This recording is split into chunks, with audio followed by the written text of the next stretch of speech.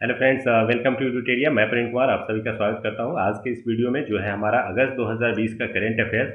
इससे पहले आपको प्रति माह जो है करंट अफेयर्स से संबंधित वीडियो अपलोड किए जाते रहे हैं। उसी कड़ी में हम लोग आज जो है अगस्त 2020 के करंट अफेयर्स को देखेंगे। इसमें मूल रूप से हम लोग जो है राष्ट्रीय घटनाक्रम, अंतर्राष्ट्रीय घटनाक्रम, आर्थिक, विज्ञान एवं खेल कूद से जुड़े हुए घटनाओं को देखने का प्रयास करेंगे। इसके दो वीडियो आएंगे जो कि पार्ट 1 और पार्ट 2 के रूप में होंगे। पार्ट 1 में हम लोग राष्ट्रीय घटनाक्रम को देखेंगे। इसके अलावा मैं बता दूं कि इस वीडियो के जो पीडीएफ है वो आप डिस्क्रिप्शन एवं हमारे टेलीग्राम चैनल एडुटेरिया टेस्ट सीरीज से जुड़ करके जो है प्राप्त कर सकते हैं और इसको अच्छे तरीके से पढ़ सकते हैं। चलिए दोस्तों, शुरू करते हैं। हम लोग सबसे पहले आते हैं राष्ट्रीय घटनाक्रम की ओर और राष्ट्रीय घटनाक्रम से शुरुआत करते हैं इस पूरे वीडियो का। और राष्ट्रीय घटनाक्रम में हम लोग प्रत्येक माह जो वीडियो बनाते हैं उसमें सबसे पहले हम लोग योजनाओं को लेकर के शुरुआत करते हैं। तो आज भी हम लोग योजनाओं से शुरू करेंगे। योजनाओं के क्रम में सबसे पहले हम लोग आते हैं तो इंदिरा जो है वन मितान योजना, जो कि एक चर्चित योजना रही।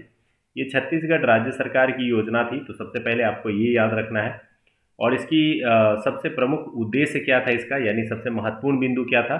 तो ये अनुसूचित क्षेत्रों के लगभग 19 लाख परिवारों को जो है आत्मनिर्भर बनाने हेतु रोजगार के अवसर प्रदान करेगा, उसको लेकर के ये चर्चित रहा था। ये एक तस्वीर जो है इसी पॉइंट को लेकर के आप यहाँ देख सकते हैं। इसमें इंदिरा वन मितान योजना के बारे में कुछ बताया गया है, जिसमें छत्तीसगढ़ सरकार द्वारा 10,000 समूहों का निर्माण किया जाएगा और इसमें जो है वनवासियों को जो है स्वरोजगार के अवसर दिए जाएंगे। तो लॉकडाउन की परिस्थितियों के कारण कई बार ऐसी स्थिति बनी है कि बेरोजगारी की दर जो है वो बढ़े हैं। तो स्वरोजगार को बढ़ावा देने के लिए जो है ये इंदिरा वन मितान योजना जो है शुरू की गई है, ताकि बड़ी संख्या में लोगों को जो है रोजगार से जोड़ा जा सके। और ये जो तस्वीर आप देख रहे हैं ये छत्तीसगढ़ के मुख्यमंत्री भूपेश बघेल की तस्वीर जो है ये आपको दिखाई दे रही है। अब आइए आते हैं दूसरे योजना की ओर। दूसरे योजना में हम लोग देखते हैं किसान सहाय योजना जो है ये गुजरात सरकार की एक योजना है और इसका जो प्रमुख उद्देश्य है उसको देखते हैं। इसके तहत किसानों की फसल का 33% से अधिक नुकसान हो जाने पर 4 हेक्टेयर भूमि के लिए जो है 20,000 रुपये जो है मुआवजे के रूप में दिया जाएगा। तो एक प्रकार से अगर ये देखा जाए तो ये जो मुआवजा दिया जाएगा एक प्रकार से आप जैसे फसलों के बीमा को देखते हैं वही है। यह एक प्रकार का फसल बीमा है जो कि गुजरात सरकार द्वारा स्पेशली उपयोग में लाया गया है। तो आप इसे याद रख सकते हैं कि गुजरात में जो है किसानों की सहायता को लेकर के जो है एक योजना शुरू की गई है जिसका नाम है किसान सहाय योजना। और इस किसान सहाय योजना के माध्यम से जो है किसानों के फसल से संबंधित समस्याओं को निपटारा करने का प्रयास किया जाएगा। ये एक बैनर भी आप देख रहे हैं जिसमें गुजरात के मुख्यमंत्री विजय रूपानी जो है उनकी तस्वीर भी आपको देखने को मिल रही है। आते हैं नेक्स्ट बिंदु की ओर। ये नेक्स्ट बिंदु है जो है एक मास्क को लेकर के जो है ये है। और एक मास्क अनेक जिंदगी योजना, ये मध्य प्रदेश सरकार की एक योजना है और इसका उद्देश्य है कोविड-19 के संक्रमण से बचाव के लिए लोगों में मास्क पहनने को लेकर के जागरूकता अभियान। तो ये आप लोगों देख रहे हैं कि एक मास्क अनेक जिंदगी से संबंधित अभियान चलाया गया ताकि लोगों को मास्क पहनने के लिए जागरूक किया जा सके, जिससे कोविड के फैलाव यानी संक्रमण को जो है वो रोका जा सकेगा। तो ये पूछा जा सकता है कि एक मास्क अनेक जिंदगी से संबंधित योजना किस राज्य सरकार द्वारा चलाया गया था। तो मध्य प्रदेश राज्य सरकार द्वारा चलाया गया था।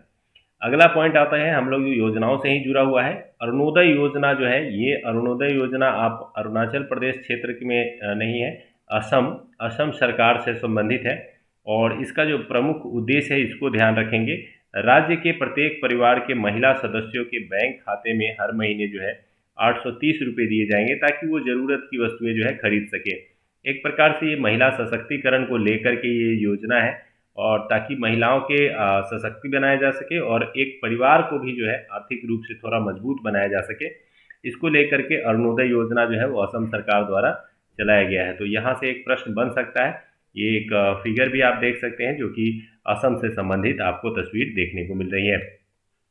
नेक्स्ट पॉइंट में आते हैं।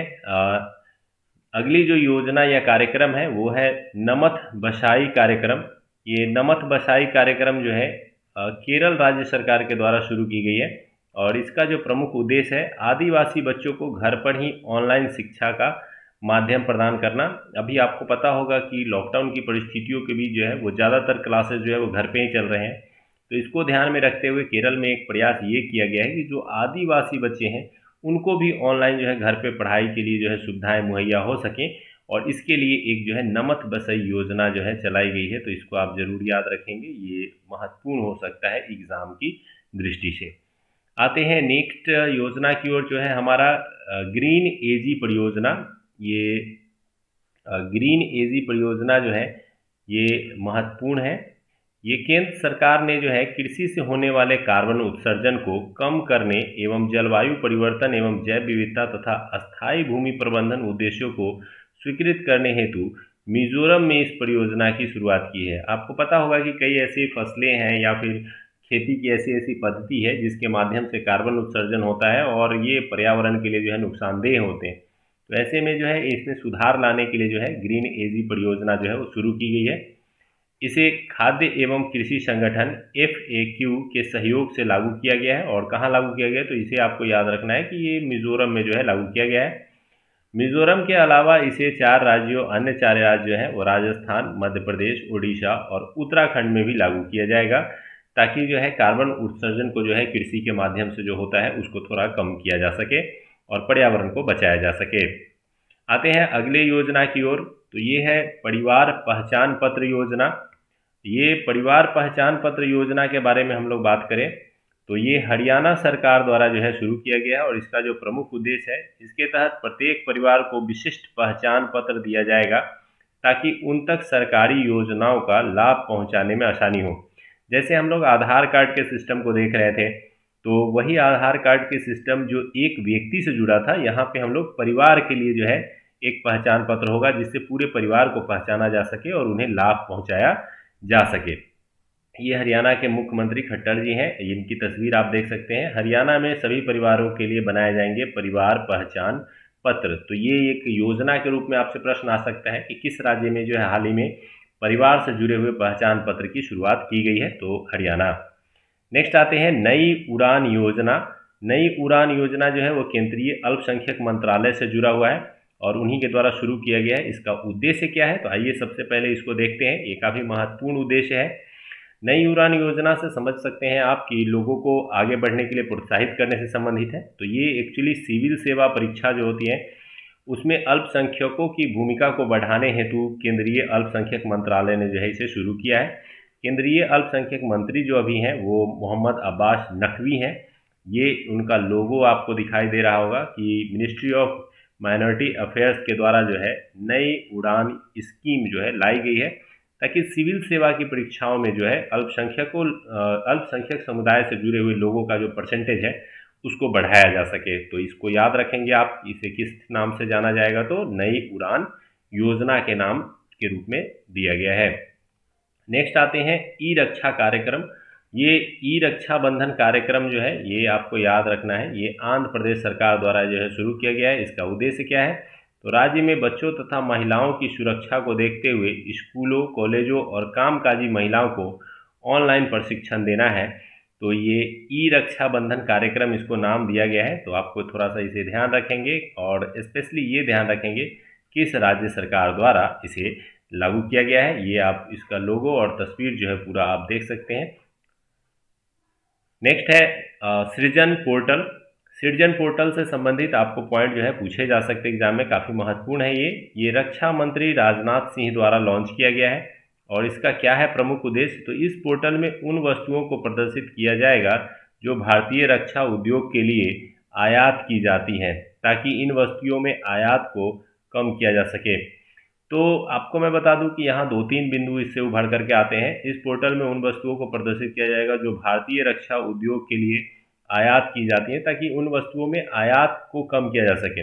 अब जैसे आयात होते हैं तो 2-3 चीज़ें उभर करके आती हैं। कई बार पारदर्शिता को लेकर के प्रश्न उठते हैं, कई बार जो है इसके निर्माण को लेकर के प्रश्न उठते हैं कि भारत में क्यों नहीं निर्माण किया जा सके। तो थोड़ा इन्हीं बिंदुओं को लोगों के सामने या जनता के सामने लाने के लिए जो है इस पोर्टल का निर्माण किया गया है, जिसका नाम रखा गया है सृजन पोर्टल। तो कई बार आपसे पूछा जा सकता है कि हाल ही में सृजन पोर्टल जो शुरू किया गया है ये किस मंत्रालय से संबंधित है, तो ये रक्षा मंत्रालय से संबंधित है।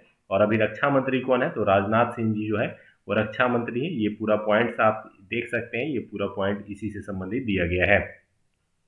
आते हैं अगले बिंदु की ओर। अगला जो हमारा पॉइंट है ये है सुरक्षा पोर्टल से संबंधित।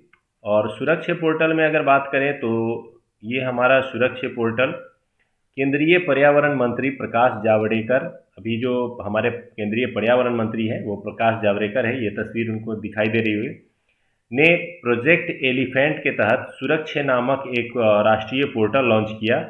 इसका उद्देश्य जो है वो हाथियों के संरक्षण को ध्यान में रखते हुए वास्तविक समय में उनकी स्थिति की जानकारी एकत्र करना है। तो हाथियों के संबंध में जानकारी एकत्र करने, जागरूकता फैलाने, हाथियों के विषय में जानकारी को बढ़ावा देने के लिए जो है इन्होंने एक पोर्टल बनाया है। और ये जो तस्वीर वो हाथ में लेकर के दिखा रहे हैं वो ये उसी चीज़ को दिखाया जा रहा है। तो सुरक्षा पोर्टल आपसे याद पूछा जाए तो आप इसे ध्यान रख सकते हैं। अभी हाल ही में आपने रक्षा से संबंधित पोर्टल देखा, और ये है केंद्रीय पर्यावरण मंत्री प्रकाश जावड़ेकर के द्वारा जारी किया गया एलिफेंट के लिए स्पेशली सुरक्षा पोर्टल। नेक्स्ट है संजीवन ऐप, जो कि बिहार से संबंधित है, और इस पॉइंट को आप जरूर याद रखिएगा, एग्जाम के लिए महत्वपूर्ण हो सकता है। संजीवन ऐप जो है वो बिहार सरकार के द्वारा लागू किया गया है। इसका उद्देश्य जो है इस ऐप के जरिए कोविड-19 से संबंधित जानकारी जो है उसको मिल सकेगी। और ये पूरा ऐप का लोगो आपको यहाँ पे दिखाई दे रहा है, और नीचे जो है स्वास्थ्य विभाग बिहार सरकार लिखा हुआ है। तो ये संजीवन ऐप जो है ये आप ध्यान रखेंगे। और किस राज्य सरकार से संबंधित है तो बिहार से। और क्या है ये, तो कोविड-19 से संबंधित जानकारी को जो है फैलाने के लिए जो है संजीवन ऐप की जो है सहायता ली जा रही है।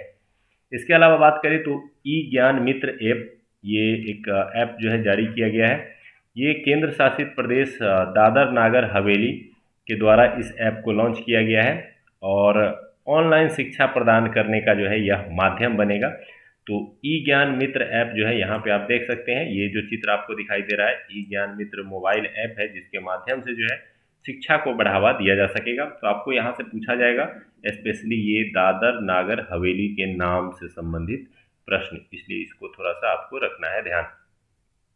आते हैं नेक्स्ट पॉइंट की ओर, हरित पथ मोबाइल ऐप। ये केंद्रीय सड़क एवं परिवहन मंत्री जो है उनके द्वारा जारी किया गया है, नितिन गडकरी, और ये तस्वीर उन्हीं की है, नितिन गडकरी की तस्वीर आपको दिखाई दे रही है। तो इनसे जुड़ा हुआ ये पॉइंट है, और इसका सबसे प्रमुख उद्देश्य क्या है आइए इसको जानते हैं। तो सड़क निर्माण में हरित तकनीकों के उपयोग को बढ़ावा देना है। इससे लागत में जो है 25% तक कमी आएगी, और इसे हरित पथ नाम दिया जा रहा है। तो हरित पथ जो है मोबाइल ऐप लाया जा रहा है। और आपको पता है कि भारत सरकार हो या कोई राज्य सरकार, एक तरफ जो है वो ग्रीनरी बढ़ाने का प्रयास करते हैं, दूसरी ओर जो है वो चाहते हैं कि जो लागत है उसको कम किया जा सके। तो दोनों ही बिंदुओं को ध्यान में रखा गया है इस ऐप के तकनीक के माध्यम से, ताकि लागत भी कम हो सके और हरियाली को भी बढ़ाया जा सके। आइए अब राष्ट्रीय घटनाक्रम के कुछ अन्य बिंदुओं को थोड़ा सा ध्यान में देते हैं। जैसे रक्षा से संबंधित मुद्दे हैं। रक्षा मंत्री राजनाथ सिंह ने जो है 10 अगस्त को आत्मनिर्भर भारत सप्ताह का शुभारंभ किया। इसका उद्देश्य देश में घरेलू उत्पाद को बढ़ावा देना है। इसके तहत जो है रक्षा क्षेत्र के 101 उपकरणों के आयात पर प्रतिबंध लगाया जाएगा। अर्थात अब भारत में ही राष्ट्रीय संबंधित जो उपकरण है जो राष्ट्र में उपयोग होते हैं सेना के द्वारा, उनका निर्माण किया जाएगा ताकि आयात पर हमारा निर्भरता कम हो सके।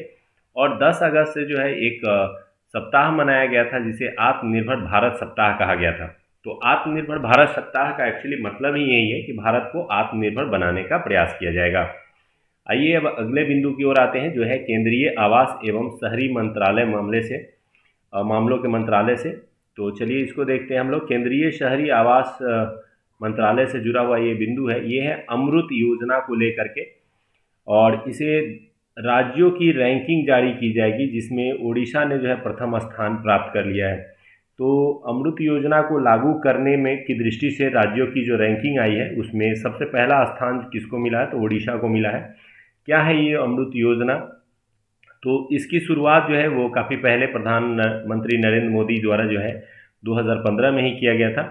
और इसके तहत जो है पाइप के द्वारा जलापूर्ति जो है वो करना है शहरी क्षेत्रों में, स्पेशली ये यानी सीवरेज ट्रीटमेंट प्लांट का निर्माण करना है। तो इस प्रकार की व्यवस्था को लागू करने में सबसे आगे बढ़ कर के जो योगदान दिया है वो दिया है ओडिशा ने, इसलिए ओडिशा को जो है इसमें पहला स्थान मिला है। और ये आपको मैप दिखाई दे रहा है, ये अमृत योजना से संबंधित एक प्लान का जो है मैप है। आते हैं अगले बिंदु की ओर, जो कि है 15 अगस्त 2020 से जुड़ा हुआ खबर। 15 अगस्त 2020 को जो है हमारा जो है 74वां स्वतंत्रता दिवस जो है वो मनाया गया है।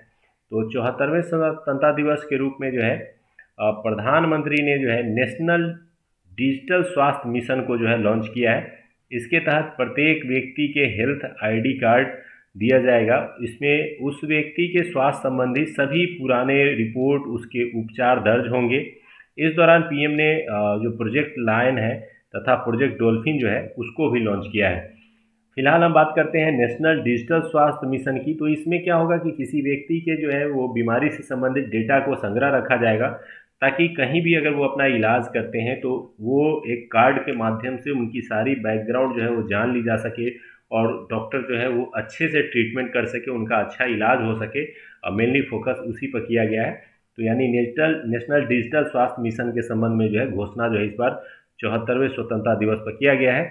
इसके अलावा जो है प्रोजेक्ट लायन और प्रोजेक्ट डॉल्फिन को भी जो है लॉन्च किया गया है 15 अगस्त के विशेष अवसर पर। अब आते हैं प्रोजेक्ट लायन से संबंधित पॉइंट को देखते हैं। क्या है प्रोजेक्ट लायन, इसको थोड़ा सा जानते हैं।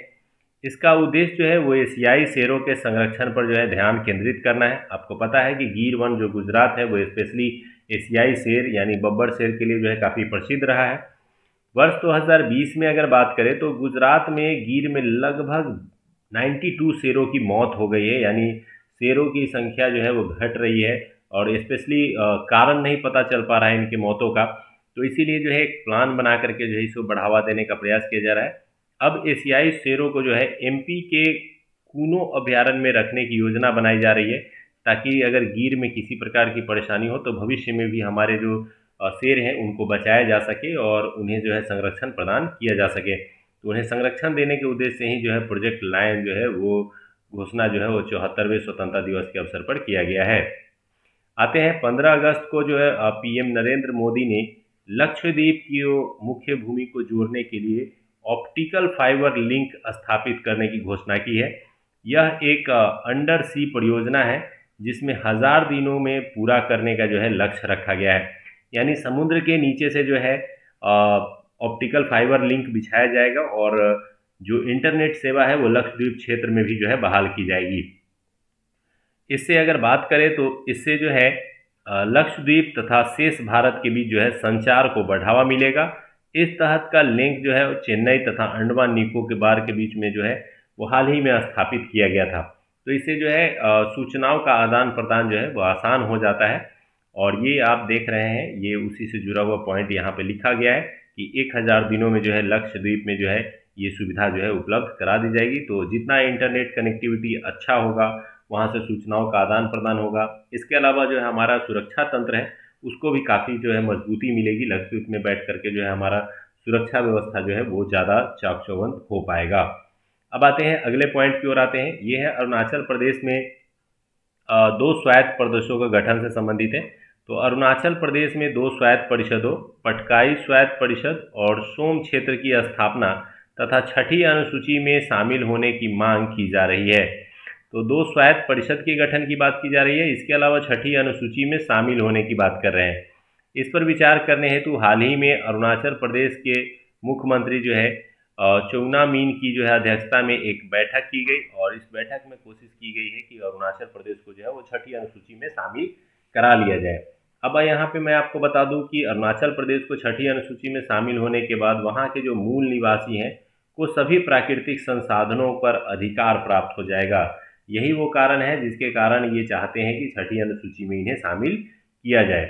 अगर बात करें वर्तमान में, तो वर्तमान में अरुणाचल प्रदेश जो है वो 5वीं अनुसूची में है और छठी अनुसूची में केवल 4 राज्य असम, मेघालय, मिजोरम और त्रिपुरा ही हैं जो छठी अनुसूची में शामिल है, जो कि आप पॉलिटी या फिर कॉन्स्टिट्यूशन के दौरान आप पढ़ते हैं और कई बार ऑब्जेक्टिव प्रश्न जो है यहाँ से आपको पूछे जाते हैं। तो ये ध्यान रखेंगे कि अभी 4 राज्य कौन कौन है और किसने हाल ही में मांग की है कि वो छठी अनुसूची में शामिल होना चाहता है। आइए अगले बिंदु की ओर आते हैं जिसमें हम लोग देखेंगे मूल रूप से कुछ प्रमुख बिंदुओं को। इसमें सबसे चर्चित जो बिंदु है वो है नॉर्थ ईस्ट फ्रंटियर रेलवे।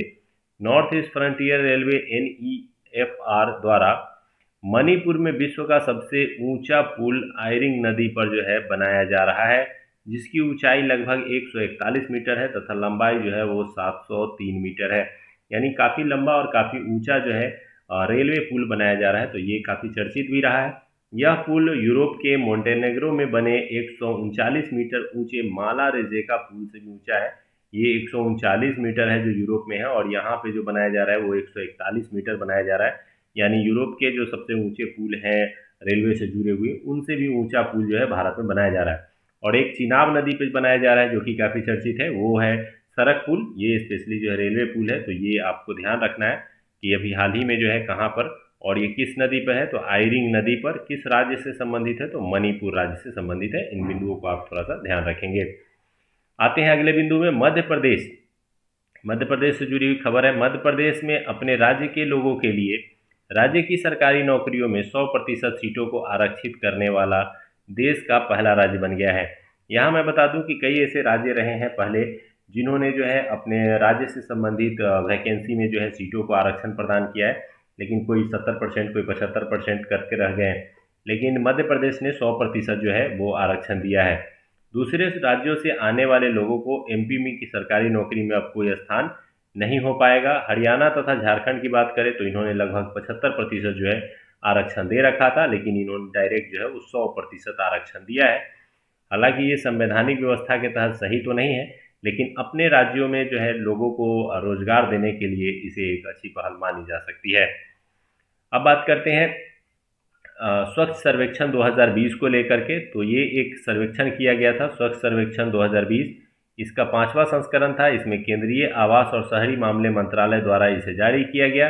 तो कई बार ये भी पूछा जाता है कि ये जो स्वच्छ सर्वेक्षण हुआ था ये किसने जारी किया था, तो आपको याद रखना है कि ये केंद्रीय जो आवास एवं शहरी मामले मंत्रालय है इनके द्वारा जारी किया गया। इसमें लगभग 10 लाख से अधिक आबादी वाले राज्यों में जो स्वच्छ शहर हैं उनको चिन्हित करने का प्रयास किया गया। इसमें जो सबसे पहला स्थान प्राप्त हुआ है ये इंदौर को प्राप्त हुआ है, जो कि लगातार चौथी बार ऐसा अवसर आया है कि इंदौर को ही पहला स्थान मिला है। इसमें दूसरा स्थान जो है वो सूरत को प्राप्त हुआ है, जो कि गुजरात से संबंधित है। तीसरा स्थान जो है ये नवी मुंबई को प्राप्त हुआ है, और सर्वश्रेष्ठ गंगा टाउन के रूप में जो पुरस्कार मिला है वो वाराणसी को मिला है, जो कि गंगा के किनारे स्थित सबसे स्वच्छ शहरों की सूची में आते हैं। इसके अलावा अगर बात करें तो राज्यों में सबसे स्वच्छ शहर के रूप में जो है वो छत्तीसगढ़ को जो है चुना गया है, जो कि सबसे स्वच्छ शहर सबसे स्वच्छ जो है वो राज्य होंगे। और छावनी के मामले में अगर बात करें तो जालंधर छावनी को जो है सबसे स्वच्छ छावनी के रूप में चुना गया है। यानी यहाँ पर आपको स्वच्छ सर्वेक्षण से जुड़े हुए सारे आंकड़े हैं जो कि प्रश्न में पूछे जाते हैं, तो इसको सबको जो है ध्यान में रखिएगा क्योंकि ये एग्जाम के लिए महत्वपूर्ण है। और ये इनका लोगो आप देख सकते हैं 2020 को लेकर के स्वच्छ सर्वेक्षण शहरों के सूची को लेकर के जारी किया गया था। अब आते हैं अगले बिंदु की ओर, जो कि एग्जाम की दृष्टि से महत्वपूर्ण है। कई बार इस तरह के भी प्रश्न पूछे जाते हैं। सबसे पहले आते हैं फोर्ब्स की सूची को लेकर के। फोर्ब्स द्वारा जारी सर्वाधिक कमाई करने वाले शीर्ष 10 अभिनेताओं की सूची जारी की गई, जिसमें एकमात्र भारतीय अक्षय कुमार शामिल हुए, जिनका स्थान जो है वो 6ठा रहा है। यानी दुनिया में सबसे अधिक कमाई करने वाले लोगों के सूची अगर हम लोग देखें, खास करके अभिनेताओं की सूची जो एक्टिंग क्षेत्र से जुड़े हैं, इसमें 6ठे स्थान पे जो है वो अक्षय कुमार रहे और ये भारत के एकमात्र रहे। यहाँ पे आपको दिखाई दे रहा होगा ये डॉलर लिखा हुआ है, लगभग जो है 48.5 मिलियन डॉलर जो है इनकी आय रही, जिसके कारण इन्हें 6ठा स्थान मिल सका। इसके अलावा भारत की पहली किसान रेल, ये बहुत ही महत्वपूर्ण है और थोड़ा यूनिक भी है, इसलिए इसे आप ध्यान रखेंगे। भारत की पहली किसान रेल जो है वो परिचालन जो है महाराष्ट्र से बिहार, स्पेशली देवलाली से दानापुर के बीच जो है वो किया गया है एक्चुअली, जिसका घोषणा जो है बजट 2020 में ही कर दिया गया था। यह ट्रेन किसानों के जल्द खराब होने वाले फसलों को जो है समय से पहुंचाने का काम करती है। इसमें अगर हम लोग बात करें तो जैसे 2 स्टेशन होते हैं दूर दूर के, अगर एक महाराष्ट्र का स्टेशन है और दूसरी ओर जो है बिहार का स्टेशन है, तो क्या होगा कि यहाँ से डायरेक्ट एक मालगाड़ी ट्रेन जो है वो यहाँ के लिए चलेगी। अब ये देवलाली से चलेगी तो यहाँ पे अंगूर का उत्पादन और प्याज का उत्पादन और कुछ ऐसी चीज़ें हैं जो यहाँ के किसान उपजाते हैं, और यहाँ से लेकर के डायरेक्ट ये आएंगे बिहार, और बिहार में यहाँ उतारा जाएगा। और फिर बिहार की कुछ ऐसी फसलें होंगी जो कि महत्वपूर्ण है, जैसे केला है, मखाना है, आदि लीची है, तो इनको यहाँ से लेकर के वो महाराष्ट्र जाएंगे। तो ये स्पेशली किसानों को समर्पित ट्रेन लाइन होगी, जिससे जो है किसानों को काफ़ी लाभ मिलेगा। इसी चीज़ को ध्यान में रख करके जो है किसान रेल की शुरुआत की गई है। इसकी घोषणा हालांकि बजट 2020 में ही की गई थी, लेकिन अभी हाल ही में जो है इसको शुरू किया गया है और पहली किसान रेल जो है वो देवलाली महाराष्ट्र से लेकर के दानापुर बिहार के बीच चलाई गई है। तो इसे आप लोग थोड़ा सा ध्यान रखेंगे। नेक्स्ट आते हैं फ्यूचर ब्रांड इंडेक्स 2020 की सूची के बारे में हम लोग बात करते हैं। तो फ्यूचर ब्रांड इंडेक्स 2020 की सूची की बात हम लोग कर लें तो रिलायंस इंडस्ट्री दुनिया का सबसे जो दूसरा बड़ा ब्रांड है उसकी सूची में शामिल हो गया है। और ये रिलायंस के जो है चीफ है मुकेश अंबानी, जो हेड ऑफ द रिलायंस है, तो इनको जो है इनकी कंपनी को जो है वो दूसरा सबसे जो है ब्रांड वैल्यू वाला जो है कंपनी मान लिया गया है। और जो पहला है सबसे जो अभी चर्चित है वो एप्पल है, जो कि एक अमेरिकी कंपनी है। तो भारतीय किसी कंपनी को जो है दूसरा स्थान मिला है, इसलिए ये प्रश्न पूछने की दृष्टि से महत्वपूर्ण हो सकता है। आते हैं अगले पॉइंट की ओर। हाल ही में सुप्रीम कोर्ट ने हिंदुओं के उत्तराधिकार अधिनियम में थोड़ा सा बदलाव किया है, तो इसलिए चर्चा का विषय बना। हिंदू उत्तराधिकार अधिनियम को में जो है 2005 में एक चेंजेस लाया गया था। 5 में एक चेंजेस ये लाया गया था कि पहले जो है पिता की संपत्ति में बेटी को अधिकार नहीं माना जाता था, लेकिन 2005 की घोषणा के बाद ये कहा गया कि पिता की संपत्ति में बेटी का भी अधिकार होगा। लेकिन इसके लिए एक शर्त जोड़ी गई थी कि पिता की मृत्यु जो है वो 2005 के बाद जो है होनी चाहिए। लेकिन अब जो है ये जोड़ दिया गया है कि नहीं, बेटी जो है अगर 2005 से भी पहले उसका निधन हुआ है तो उसको भी उसका अधिकार मिल सकता है। ये सुप्रीम कोर्ट का मानना है, यानी वो महिला सशक्तिकरण और महिलाओं के सपोर्ट में जो है ये निर्णय आया है और इसे एक स्वागत योग्य फैसले के रूप में देखा जा सकता है। आइए अगले पॉइंट की ओर आते हैं। प्रधानमंत्री नरेंद्र मोदी द्वारा जो है ग्रेट निकोबार में जो है एक 10,000 करोड़ रुपए के ट्रांसशिपमेंट बंदरगाह परियोजना की जो है मंजूरी दे दी गई है। और ये ट्रांसशिपमेंट होगा, यहाँ से जो है एक दूसरे जगह के लिए जो है शिप वगैरह जो है एक्सचेंज हो पाएंगे। तो ये ग्रेट निकोबार क्षेत्र में जो है ये मंजूरी मिल गई है, तो इस परियोजना के में काम जो है अब शुरू हो जाएगा। आते हैं अगले पॉइंट की ओर। छत्तीसगढ़ सरकार ने जो है वन अधिकार अधिनियम 2006 के तहत जो है शहरी क्षेत्र के निवासियों को वन भूमि अधिकार प्रदान करने की घोषणा की है। ऐसा करने वाला वो देश का पहला राज्य बन गया है। तो यानी शहरी क्षेत्र के लोगों को भी वन अधिकार देना ये किस राज्य सरकार द्वारा किया गया है, तो छत्तीसगढ़ राज्य सरकार द्वारा किया गया है। इससे जुड़ा हुआ पॉइंट आपको ध्यान में रखना है ताकि अगर एग्जाम में पूछा जाता है तो ये आप बना सकें। आते हैं नेक्स्ट पॉइंट की ओर। मध्य प्रदेश सरकार ने 16 सितंबर को जो है अटल बिहारी वाजपेयी की पुण्यतिथि पर जो है ग्वालियर चंबल एक्सप्रेसवे का नाम जो है बदल करके जो है अटल बिहारी वाजपेयी चंबल प्रोग्रेस वे करने का निर्णय लिया है। तो आपको पता होगा कि जब इनका निधन हुआ था अटल बिहारी वाजपेयी जी का, तो उसके बाद भी कई स्टेडियम और कई चीज़ों के नाम बदले गए थे। तो फिलहाल जो है इस बार फिर इनकी जो है वर्षी आई थी, तो इनके वर्षी के ऊपर जो है, और यहाँ 16 सितंबर लिखा गया है, यहाँ 16 अगस्त होना चाहिए क्योंकि इनका निधन जो है वो 16 अगस्त को हुआ था। 16 अगस्त को अटल बिहारी वाजपेयी की पुण्यतिथि के अवसर पर जो है ग्वालियर चंबल एक्सप्रेसवे का नाम बदल करके जो है वो अटल बिहारी वाजपेयी चंबल प्रोग्रेस वे जो है वो कर दिया गया है। आते हैं अगले पॉइंट की ओर। केंद्र सरकार ने जो है 20 अगस्त को जो है, यहाँ ध्यान देंगे, केंद्र सरकार ने जो है 20 अगस्त को कर्मचारी राज्य बीमा निगम की बैठक में कोरोना संकट में बेरोजगार हुए कामगारों को उनके पिछले 3 महीने का वेतन का 50% रकम देने की घोषणा की है। आपको पता होगा कि कोविड के इश्यूज के कारण जो है कई तरह की समस्याएं आई हैं, जहां एक तरफ बेरोजगारी बढ़ी है, वहीं भुखमरी की समस्या बढ़ गई है, क्राइम रेट बढ़ जाएंगे। तो इन सब चीज़ों को ध्यान में रखते हुए जिन लोगों के जो है वेतन रुक गए हैं उनको पिछले 3 महीने के वेतन का लगभग जो है 50% दिया जाएगा, ताकि वो अपने आप को सर्वाइव कर सके और आने वाले समय में फिर मजबूती से जो है वो जॉब की तलाश में लग सके।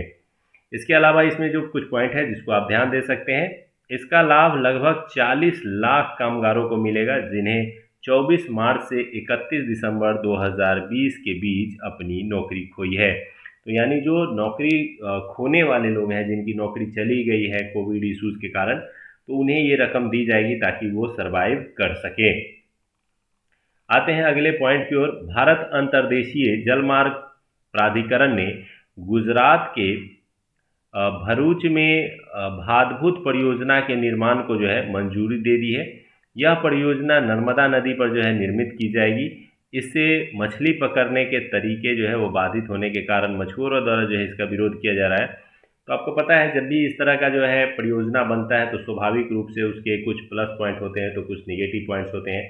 ये मछुआरों द्वारा विरोध किया जाना इसके निगेटिव पॉइंट के खिलाफ है। जबकि अगर इस तरह की परियोजना बनती है तो बाढ़ से राहत, इसके अलावा बिजली निर्माण, इसके अलावा पर्यटन का केंद्र बनाए जाना, इसके अलावा जल का संरक्षण करना आदि इसके पॉजिटिव पॉइंट होते हैं। तो आपको ये याद रखना है कि भरूच में जो है वो कौन सी परियोजना लागू की गई है। तो भातभूत परियोजना जो है वो लागू की गई है और किस नदी पर बनाई जा रही है, तो नर्मदा नदी पर बनाई जा रही है। इससे संबंधित पॉइंट जो है आपको एग्जाम के लिए महत्वपूर्ण हो सकते हैं। नेक्स्ट आते हैं, भारतीय फुटबॉल टीम के पूर्व कप्तान जो है वो काफ़ी चर्चित रहे थे। तो इनका नाम है बाईचुंग भूटिया। ये तस्वीर देख रहे हैं, ये बाईचुंग भूटिया की तस्वीर है, जो कि पहले जो है वो भारत के जो है कैप्टन भी रह चुके हैं फुटबॉल टीम की। तो बाईचुंग भूटिया, ये नाम आप याद रखेंगे कि नाम पर सिक्किम के एक स्टेडियम का नाम रखा गया है।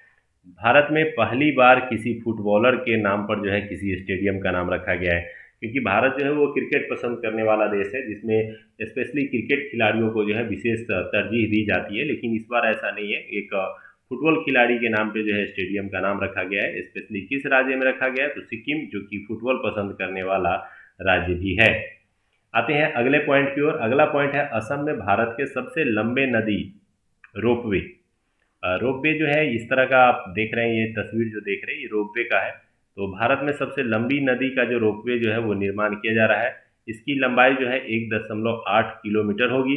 यह ब्रह्मपुत्र नदी पर बनेगा, जो गुवाहाटी को उत्तर गुवाहाटी से जो है जोड़ने का काम करेगा। तो यानी गुवाहाटी के अपने ही क्षेत्रों के बीच की दूरी को कम करने के उद्देश्य से जो है रोपवे बनाया जा रहा है। और ये किस नदी पे बनाया जा रहा है, तो इसको याद रखना है कि ब्रह्मपुत्र नदी पे बनाया जा रहा है। किस राज्य में बनाया जा रहा है, तो असम में, और ये भारत का सबसे लंबा नदी रोपवे होगा। आते हैं अगले पॉइंट की ओर। उत्तर प्रदेश सरकार ने बुंदेलखंड में जल की समस्या को दूर करने के लिए जो है इजराइल के साथ समझौता किया है। आपको पता होगा कि इजराइल ऐसा देश है जहां पानी की खुद किल्लत रहती है, लेकिन उसने जो है सिंचाई से लेकर के हर मामले में जो है एक ऐसे तकनीक का विकास किया है, जैसे ड्रिप सिंचाई है या फिर जो है स्प्रिंकल सिंचाई है, ऐसी पद्धतियों का विकास किया है ताकि जल का संरक्षण किया जा सके। तो इसी चीज़ को ध्यान में रखते हुए इजराइल द्वारा जो है नवीनतम सिंचाई प्रौद्योगिकियों के जैसे ड्रिप सिंचाई को इन क्षेत्रों में लागू किया जाएगा, ताकि जो है जल के संरक्षण को जो है बढ़ावा दिया जा सके। यहाँ पर आप देख सकते हैं, ये आपके यूपी के मुख्यमंत्री हैं और ये इजराइल के जो है राष्ट्रपति प्रधानमंत्री हैं। तो आइए अब हम लोग अगले पॉइंट की ओर बढ़ते हैं। अगला पॉइंट है, कर्नाटक नई शिक्षा नीति 2020 को लागू करने वाला देश का पहला राज्य बन गया है। आपको पता होगा कि हाल ही में भारत सरकार द्वारा नई राष्ट्रीय शिक्षा नीति 2020 को लागू किया गया। इसे लागू करने वाला जो राज्य है वो सबसे पहले कर्नाटक है, जिसने इसे लागू कर लिया है। तो देश का पहला राज्य जिसने नई राष्ट्रीय शिक्षा नीति को लागू किया है वो कौन है, तो कर्नाटक है। इसे ध्यान रखेंगे। और यहाँ पे आप तस्वीर जो है आप देख रहे हैं। नेक्स्ट है, निर्यात तत्परता सूचकांक EPI 2020। ये निर्यात का जो है तत्परता सूचकांक जारी किया गया है। इसमें नीति आयोग द्वारा इसे जारी किया गया। इसके उपाध्यक्ष अभी कौन है, राजीव कुमार है, और जबकि CEO जो है वो अमिताभ कांत है। ये किसकी बात हम लोग कर रहे हैं, नीति आयोग की बात कर रहे हैं। इसके अलावा बात करें कि निर्यात पर तत्परता दिखाने के संबंधी सूचकांक में, तो निर्यात को बढ़ावा देने वाले राज्यों की सूची जारी की गई है और इसमें सबसे पहला स्थान जो प्राप्त हुआ है वो गुजरात को, तथा दूसरा स्थान जो है वो महाराष्ट्र को। तो ये याद रखेंगे कि निर्यात को बढ़ावा देने में सबसे ज़्यादा आगे कौन रहे हैं। और मुख्य रूप से जो हमारे देश का निर्यात होता है वो सबसे ज़्यादा जल मार्ग से होता है। ये भी आपको ध्यान रखना चाहिए, क्योंकि ये जो शिप होते हैं ये इस पर बड़ी संख्या में कार्गो शिप होते हैं, सामान लादे जा सकते हैं, एक जगह से दूसरी जगह भेजे जा सकते हैं। तो इसलिए जो है, और जो निर्यात को बढ़ावा देने वाले राज्य हैं वो कौन राज्य हैं, जो समुद्र के किनारे हैं। तो इसीलिए गुजरात और जो महाराष्ट्र हैं ये मुख्य रूप से इसमें भूमिका निभा सकते हैं। बिहार, झारखंड आदि इसमें प्रमुख भूमिका नहीं निभा सकते हैं, क्योंकि ये समुद्र के किनारे स्थित नहीं है। आते हैं अगले पॉइंट की ओर। असम सरकार ने जो है ड्यूटी पर कोविड-19 से होने वाले पत्रकारों तथा अन्य कर्मचारियों को 50 लाख रुपए बीमा कवर देने की घोषणा की है। तो ड्यूटी पर कोविड-19 से जो है मौत हो गई हो किसी पत्रकार की या कर्मचारी की, तो इसको 50 लाख बीमा कवर जो है वो दिया जाएगा। ये असम सरकार के अपने कर्मियों और अपने राज्य क्षेत्र के लोगों के लिए जो है विशेष रूप से घोषणा की गई है। आते हैं अगले पॉइंट की ओर। भारत का पहला जो है हिम तेंदुआ संरक्षण केंद्र उत्तराखंड। आपको पता होगा कि भारत का एक पहाड़ी राज्य और ये के उत्तर काशी में खोला जाएगा। तो उत्तराखंड के उत्तरकाशी में जो है एक हिम तेंदुआ से जुड़ा हुआ जो है एक संरक्षण केंद्र खोला जाएगा, जिस संरक्षण केंद्र में जो है इन्हें संरक्षण प्रदान किया जाएगा। उत्तराखंड वन विभाग द्वारा यूएनडीपी के सहयोग से जो है इसे शुरू किया गया है। ये वर्ड थोड़ा सा चेंज करेंगे, शुरू किया गया है। SECURE सिक्योर हिमालय प्रोजेक्ट के तहत इसकी स्थापना जो है वो की जाएगी। तो आप याद रख सकते हैं कि हिम तेंदुआ को लेकर के जो है वो संरक्षण केंद्र जो है वो किस राज्य में खोलने की बात की गई है, तो उत्तराखंड में खोलने की बात की गई है। इसे आप थोड़ा सा ध्यान रखेंगे। इसके अलावा आते हैं अब अगले पॉइंट में GI टैग। GI टैग आप जानते हैं वैसे वस्तुओं को दिया जाता है जो वस्तु जो है वो किसी क्षेत्र विशेष में काफ़ी प्रसिद्ध होते हैं। तो GI टैग जो है, ये GI टैग जो है अभी हाल ही में चर्चा का विषय रहे। अब GI टैग में खेज एक मिठाई है जो, और हरमल मिर्च जो है, उसके अलावा मांडोली केला जो है, इन तीनों को जो है GI टैग प्रदान किया गया है जो गोवा के जो है प्रमुख उत्पाद हैं। तो गोवा के 3 वस्तुओं को जो है GI टैग दिया गया है। इसमें खेज मिठाई, हरमल मिर्च और मांडोली केला को जो है ये उत्पाद को जो है ये GI टैग प्रदान किया गया है। तो आपको यहाँ पे ये जो पॉइंट है इसे सबसे ज़्यादा ध्यान रखना है। इसके अलावा इन तीनों के नाम जरूर याद रखने हैं क्योंकि इनसे प्रश्न निश्चित रूप से बनाए जाते हैं। आते हैं अगले बिंदु की ओर। WWF के सहयोग से जो है केरल के थुम्बी महोत्सव 2020 का आयोजन जो है वो किया गया है। इसे ड्रैगन फ्लाई फेस्टिवल भी कहा जाता है। तो ड्रैगन फ्लाई फेस्टिवल के रूप में जो है वो केरल के थुम्बी में जो है मनाया गया है, और इस बार जो है सहयोग करने वाली संस्था थी वो WWF संस्था के द्वारा जो है सहयोग किया गया है। तो ये भी एक पॉइंट आपका जो है वो एग्जाम की दृष्टि से बन सकता है। नेक्स्ट पॉइंट में आते हैं। 23 अगस्त को जो है नुआखाई फसल उत्सव का आयोजन जो है ओडिशा में किया गया। यह मौसम के नए चावल का स्वागत करने के लिए मनाया जाता है। तो नए चावल जो है वो ओडिशा में आ गए हैं, और इसी के स्वागत में जो है 23 अगस्त को इस बार जो है ये त्यौहार जो है मनाया गया। इसके अलावा आप जानते हैं कि जैसे बैसाखी मनाया जाता है, अलग अलग क्षेत्रों में ओणम मनाया जाता है या फिर अन्य कोई त्यौहार मनाए जाते हैं जो कि फसलों के उत्पादन से जुड़ा होता है। इसी प्रकार का एक त्यौहार जो है वो नुआखाई फसल उत्सव जो है ये स्पेशली मनाया जाता है ओडिशा में, और ये जो मनाया जाता है ये फसलों के जो है चावल के फसल के स्वागत में मनाया जाता है। आते हैं नेक्स्ट पॉइंट की ओर।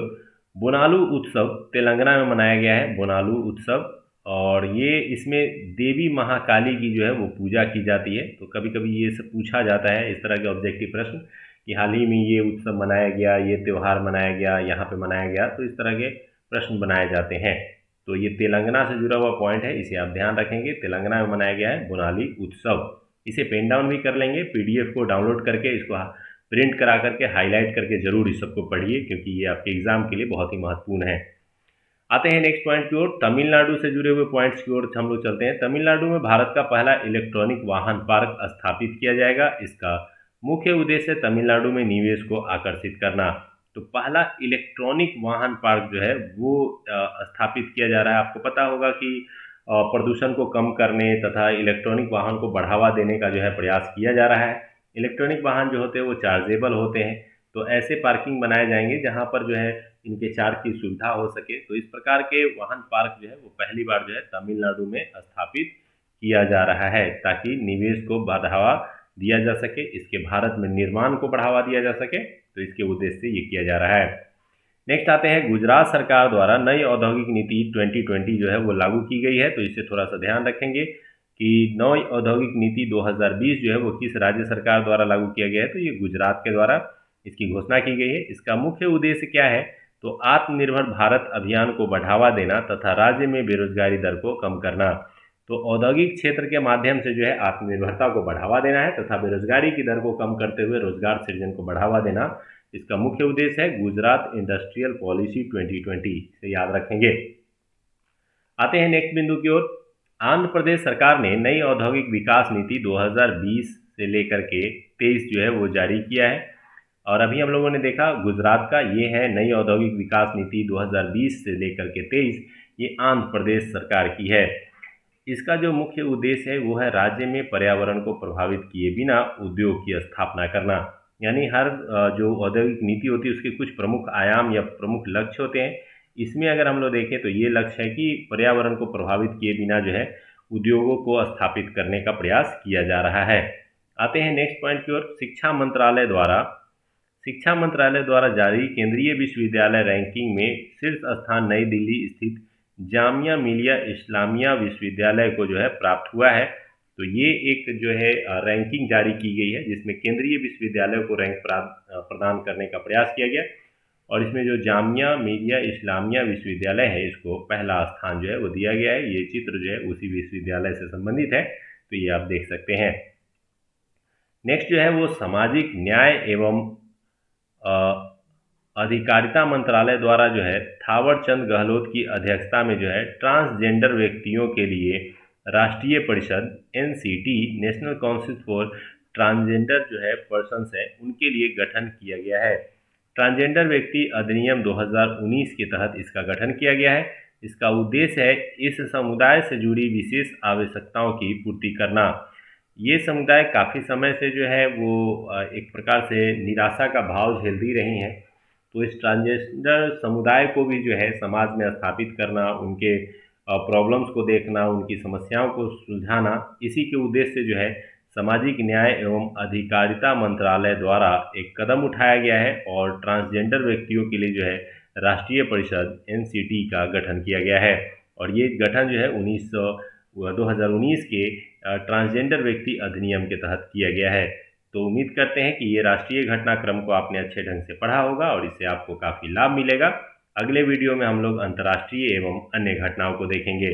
फिर मिलते हैं अगले वीडियो में। धन्यवाद एडुटेरिया से जुड़ने के लिए। इसी प्रकार से जुड़े रहिए। उम्मीद करेंगे कि जल्द ही हम लोग जो है फिर से ट्रेंड को रेगुलर कर सके और आप लोगों के बीच जो है ज़्यादा से ज़्यादा वीडियो प्रोवाइड कर सकें। धन्यवाद, मिलते हैं अगले वीडियो में। Thank you.